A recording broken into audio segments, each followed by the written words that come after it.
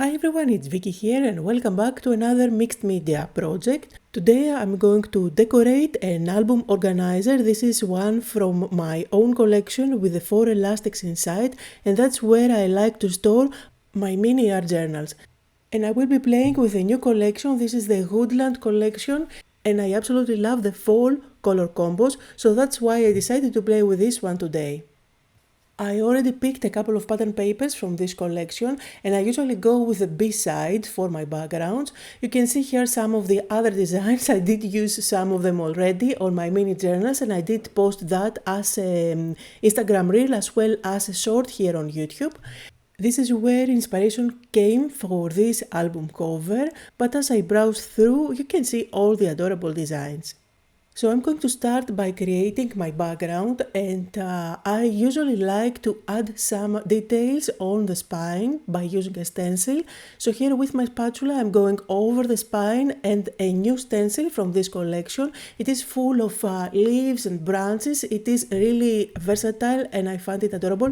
You will see that now it's white on white, you cannot see anything. However, when it dries and I will do all the techniques on top, it's going to really stand out. I'm also going to use my spatula on the edges to make sure that these are nice and clean, just to wipe off any excess. And then I'm going to leave it aside to dry. I don't like to use a heat gun over volume paste because it might bubble up. So now I'm going to bring in a ruler and I'm going to measure the front cover so that I can cut out my paper into size. I like to leave a little border, so I will make sure that the paper that I'm going to cut out is going to be slightly smaller. So I will end up with kind of a frame. And I'm going to trim my paper into size. I am using, by the way, this paper trimmer by Tim Holtz that gives you a distressed edge. It is really fun. If you don't have that, no worries. You can always use your regular paper trimmer and just use your scissors on the side to give it a more distressed look. When I am layering papers one on top of the other, like I'm going to do here, I always like to go with a more neutral color where I am going to build my cluster there and it's going to stand out nicely. And then I like to use another pattern paper which is way darker so that I can bring some contrast on my cluster. And although I did use that paper trimmer to make sure that the edges are not straight, I still go around them with my scissors just to give it some extra detail. And another thing that I usually like to do is to create some slits. Here I am going to create one with my scissors just to make it look more distressed. Now I'm using my blending brush and I'm going with coffee dye ink all around the edges just to darken them up a little bit. And then it's time to do the layering. I'm going to use foam tape at the back in between those papers so that I can pop one on top of the other and add dimension. Remember, this is going to be an album cover, not a art journal page, so I can be as dimensional as I want. Both of these papers are about the same size, so I'm going to layer them on an angle. And now to create my cluster, from this pattern paper I did cut out one of the wreaths. And again, just like I did with the panels, I'm going to go around the edges with my scissors. And I will also ink up the edges with my coffee dye ink. I'm going to use a little bit of foam tape at the back and I'm going to pop it on top of my panels. And this could easily be turned into a card if you want to do that. It doesn't have to be an album cover, by the way. Now that wreath is there to provide kind of a base where I'm going to build up my cluster. At this stage I don't know what my cluster is going to be. So you see here I did bring out the die cuts and I'm just playing around with them, trying to decide how this is going to come together. And really this is the most fun part of creating a cluster, just playing with all your cutouts, try to decide what looks nice, how the colors match together, if the composition is nicely balanced. After I'm happy with how it comes together, then I go ahead and stick it down. For sticking down all my paper elements, I usually go with my matte glue.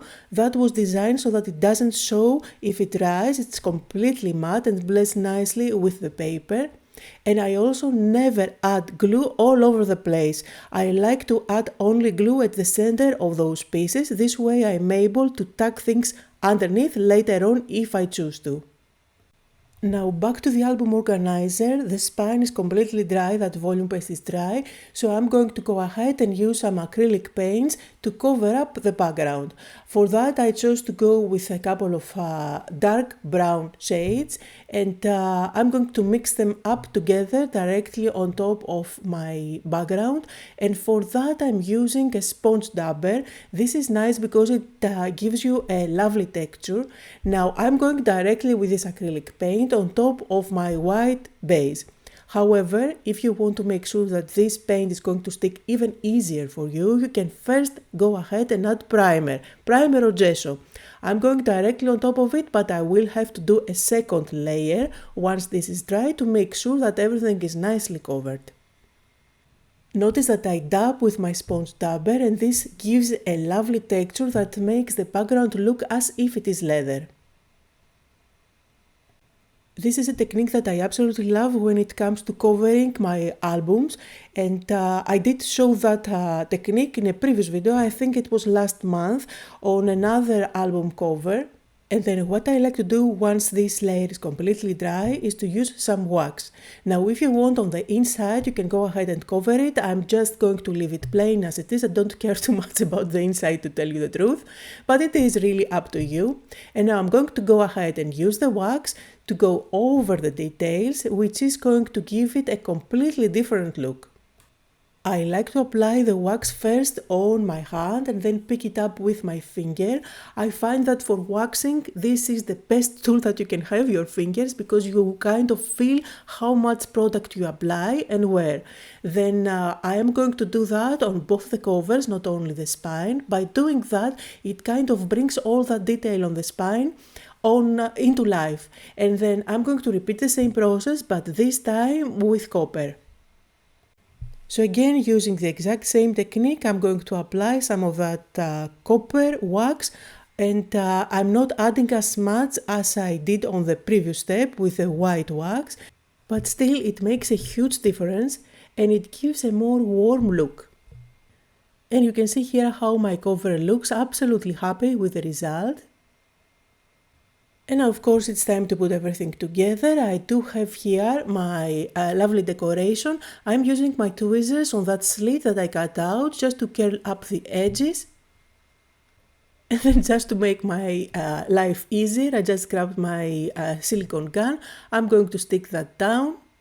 But you can definitely use foam tape at this stage or even glue. And of course, here comes the struggle of not knowing when to stop. You can definitely stop here, it looks beautiful as it is, or you can go ahead and keep on adding little details. So here you see I did grab my ribbons. These are from my Christmas Plus collection and they have some lovely script in different colors. This is the gold one that I chose to go with here. I'm going to add it in a few different areas. Usually with the script I don't like to transfer it as it is as a block of text. I like to add it here and there just as a visual texture. And I added some on the background, I'm also adding some on top of the flowers. These little details kind of bring all the elements together. And of course, if you follow my videos lately, you know that I'm kind of obsessed with my decorative chips, so I did have to use some here. I'm going to pop out some from this set and I'm going to play around, just trying to decide where this would fit.